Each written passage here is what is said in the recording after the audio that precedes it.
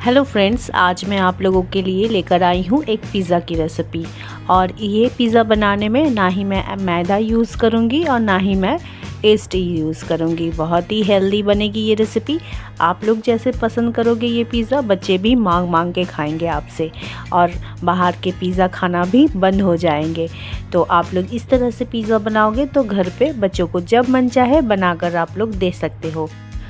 तो फ्रेंड्स, कैसे हैं आप सभी? आशा करती हूँ आप सभी अच्छे होंगे। तो चलिए देखते हैं अनीता के किचन में कैसे बनता है ये वेज पिज़्ज़ा की रेसिपी।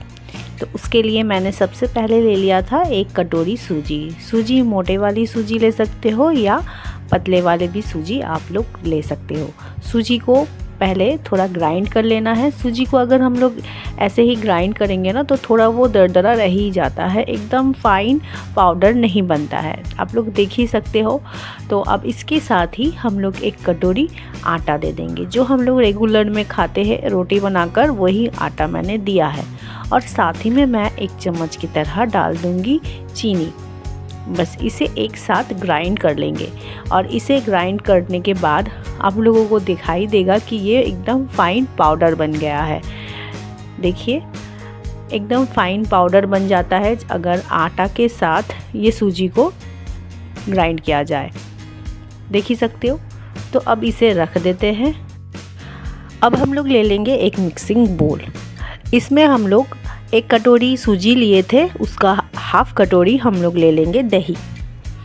तो दही को डालकर अब इसमें हम लोग 1 चम्मच की तरह लेंगे, एकदम छोटी स्पून में लेंगे बेकिंग पाउडर, और उसके हाफ चम्मच लेंगे बेकिंग सोडा। बस इसे अच्छी तरह से मिक्स कर लेना है। आप लोग जितने अच्छी तरह से इसे मिक्स करोगे, आप लोगों को तब पता चलेगा कि इसमें कितने बबल्स तैयार हो रहे हैं। आप लोगों को दिखाई देता होगा कि मैं जिस तरह से इसे मिक्स कर रही हूँ और इसमें बबल्स तैयार होते जा रहे हैं। देखिए इस तरह से। अब इसमें हम लोग जो ग्राइंड करके रखे थे सूजी और आटा को, अब इसे डाल देंगे। तो हम लोग चीनी तो पहले ही इसमें ग्राइंड कर चुके हैं। अब इसमें स्वाद अनुसार थोड़ा सा नमक डाल देंगे, और 1 चम्मच की तरह हम लोग देंगे इसमें बटर। बटर को अच्छे से मसलते हुए हम लोगों को डो बना लेना है। ऐसे तो जितना दही दिया है उसमें डो बन जाना चाहिए। अगर आप लोगों को पानी लगे तो थोड़ा थोड़ा, मतलब 1 से 2 चम्मच की तरह पानी डालकर आप लोग आटा गूंद लेना। मतलब हम लोग जैसे रोटी के लिए आटा गूंदते हैं वैसा ही गूंद लेना है।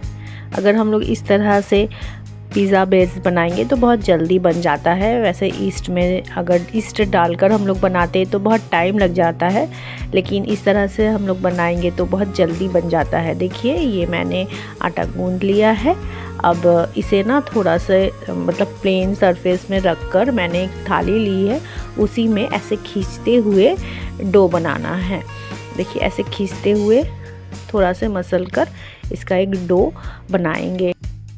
इसमें हम लोग baking powder, baking soda use किए, तो इसके कितने जाली बन रहे हैं, इसको स्मूथ करने के लिए हम लोग इस तरह से खींचते हुए डो बनाएंगे। तो क्या होगा कि इसमें कुछ क्रैक भी नहीं रहेंगे। देखिए, ये एकदम स्मूथ डो बनेंगी। अब इसे थोड़ा सा पीछे नीचे की तरफ टक करते हुए इसे रख देंगे। जिस बोल में हम लोग आटे को गूंदे थे उसी बोल में हम लोग इसे रख देंगे। ज़्यादा देर तक रखने की ज़रूरत नहीं है, बस 5 से 10 मिनट तक हम लोग इसे रेस्ट में रख देंगे। जब तक कि रेस्ट में रहता है तब तक कुछ वेजिटेबल्स काट लेंगे। वेजिटेबल्स आप अपने अनुसार ले सकते हैं, जो मन करे आप अपना ले सकते हो। तो मैंने यहाँ पे सिर्फ कैप्सिकम लिया है ग्रीन, और टमाटर और प्याज लिए हैं। आप लोग और भी वेजिटेबल्स ले सकते हो, और इसे छोटे छोटे टुकड़े में काट लेना है। जैसे मैं काटूंगी उसी तरह से आप लोगों को भी काट लेना है। तो फ्रेंड्स, मेरी रेसिपी अगर अच्छी लग रही है प्लीज़ एक लाइक कर दीजिएगा, और अगर आप लोगों को बहुत अच्छी लगेगी तो अपने फ्रेंड्स और फैमिली के साथ शेयर भी कर लीजिएगा। और फ्रेंड्स, हाइप का बटन भी है, आपका मन चाहे तो हाइप भी कर दीजिएगा। और मेरे चैनल पे जो भी न्यू हो प्लीज़ मेरे चैनल को लाइक कर दीजिएगा, सब्सक्राइब कर दीजिएगा, और साथ ही में बेल बटन को हिट भी कर दीजिएगा, ताकि मैं जब भी कोई न्यू रेसिपी लाऊं आपके पास सबसे पहले पहुंच जाए। तो देखिए मैंने सारे जो वेजिटेबल्स है उसे काट लिया है इसी तरह से आप लोगों को भी काट लेना है। अब देखिए ये जो आटा है ये एकदम रेडी है, ज़्यादा सॉफ्ट भी नहीं है और ज़्यादा टाइट भी नहीं है। आप इससे 2 पिज़्ज़ा तो बना ही सकते हो, जिस क्वांटिटी में मैंने आटा और सूजी लिया है। तो देखिए अब इसे इस तरह से बेल लेना है। मतलब कुछ भी आपको आटा वगैरह छिड़कने की ज़रूरत नहीं है, ये आसानी से बेल आ जाता है। और थोड़ा मोटा ही आपको रखना है, ज़्यादा पतला नहीं बनाना है। आप लोग देख सकते हो इस तरह से मोटा एक जो रोटी की तरह था हम लोग पिज़्ज़ा बेस बना लेंगे। अब इसे सेट करने के लिए मैं ले लूँगी एक प्लेट और इसमें मैं लगा दूँगी बटर अच्छी तरह से चारों तरफ इसे ग्रीस कर लेना है। मैं हाथों की मदद से चारों तरफ इसे लगा ले रही हूँ, अच्छे से इसे लगा लेना है। मेरे जैसे प्लेट के कॉर्नर थोड़े उठे हुए हैं तो मैं थोड़ा कॉर्नर में भी लगा लूँगी। और इससे क्या होगा ना, जो पिज़्ज़ा बेस रहेगा वो बहुत टेस्टफुल भी बनेगा और आसानी से ये मतलब प्लेट में चिपकेगा भी नहीं। अच्छी तरह से जब हम लोग इसे डिमोल्ड करेंगे तो ये अच्छे से निकल भी आएगा। तो देखिए मैं अच्छी तरह से इसे चिपका दे रही हूँ प्लेट के साथ। आप लोग देख ही सकते हो मैं थोड़ा खींचते हुए इसे चिपका रही हूँ ताकि जो बीच का जो बेस रहे इसमें हम लोग अच्छी तरह से वेजिटेबल्स को भी रख सके और खूब सारा हम लोग इसमें चीज़ भी डाल सके। तो इसीलिए मैंने थोड़ा थोड़ा इसे खींचकर बना लिया है। अब एक सॉस बना लेंगे पिज़्ज़ा बेस में लगाने के लिए। तो उसके लिए मैंने लिया है 2 चम्मच की तरह शेज़वान चिली सॉस और 2 चम्मच की तरह टोमेटो सॉस और एक नहीं हाफ चम्मच की तरह मैंने लिया है मेयोनीज़ और इसे अच्छी तरह से मिक्स कर लेना है। आप लोग इसकी जगह में पिज़्ज़ा सॉस यूज़ कर सकते हो, बट आप लोग ना अगर ये 3-4 चीज़ें मिलाकर अगर पिज़्ज़ा बेस में लगाएंगे ना तो बहुत ही अच्छा स्वाद आता है ये पिज़्ज़ा का। तो अब इसे हम लोग अच्छी तरह से स्प्रेड कर लेंगे पिज़्ज़ा बेस में। अब फ्रेंड्स इसे ना हम लोग 5 मिनट की तरह रख देंगे फ्रीज़र में, ताकि जो पिज़्ज़ा बेस है वो थोड़ा क्रिस्प हो जाएगा और जब हम लोग इसे कढ़ाई में बेक करेंगे तो ये नीचे से जलेगा नहीं ठंडा रहने के कारण। तो 5 मिनट बाद मैं इसे लेकर आई हूँ। अब इसके ऊपर अपने मनपसंद जो भी वेजिटेबल्स आप चाहते हो उसे डाल देना है और अच्छे से इसे सजा लेना है। तो सबसे पहले मैंने जो प्याज है उसे डाल दिया है और अच्छी तरह से उसे सेट कर लिया है पिज़्ज़ा बेस में और साथ ही में उसके ऊपर मैंने डाला है कैप्सिकम और फिर इसके ऊपर मैं डाल दूँगी टमाटर और फिर मैंने ना पनीर को छोटे छोटे टुकड़ों में काट के रखा था तो उसे भी डाल देंगे। तो हमारा जो ये वेजिटेबल्स पिज़्ज़ा है ना वो तैयार हो जाएगा। और फिर उसके ऊपर मैंने डाल दिया था कॉर्न और ये वेजिटेबल्स में थोड़ा नमक आ जाए तो इसके लिए ना मैंने सबसे पहले इसमें थोड़ा नमक छिड़क दिया था। तो आप लोग देख सकते हो किस तरह से मैंने इसे सजा लिया है, देखने में एकदम पिज़्ज़ा जैसे लग रहा है ना। तो अब इसमें ना मैंने ऊपर से मैंने डाल दिया है नमक। अब इसके ऊपर मैं डाल दूंगी ऑरिगेनो और साथ ही में मैं डाल दूंगी चिली फ्लेक्स।